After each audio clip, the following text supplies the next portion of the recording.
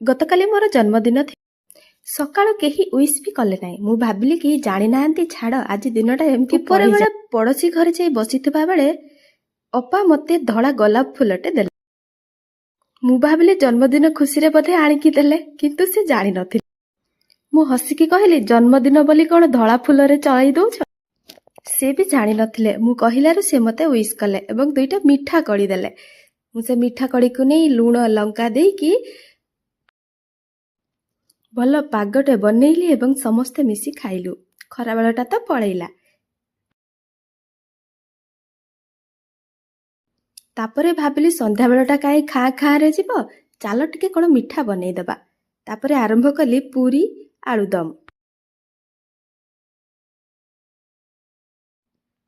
ତାପରେ ଭାବିଲି ଖାଲି ପୁରୀ ଆଳୁଦମରେ କ'ଣ ଚଳିବ, ଚାଲ ଟିକେ କେକ୍ଟେ ବନେଇବା।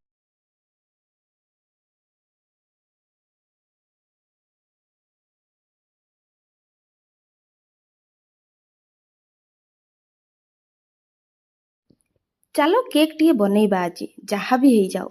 ଚେଷ୍ଟା କଲି ଗୁଡ଼ରେ ଅଟା ପକେଇକି କେକ୍ ବନେଇବା ପାଇଁ।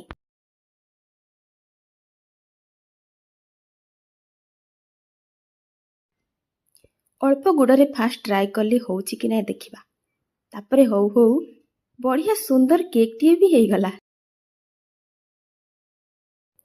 କେକ୍ ନେଇ ପୁଣି ପଡ଼ୋଶୀ ଘରକୁ ଗଲି, ତାଙ୍କ ଝିଅ ସହ ବର୍ଥଡେ ସେଲିବ୍ରେସନ୍ କଲି।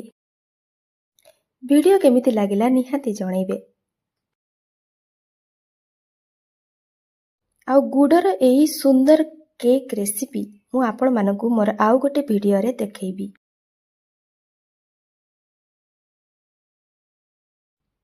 Thank you.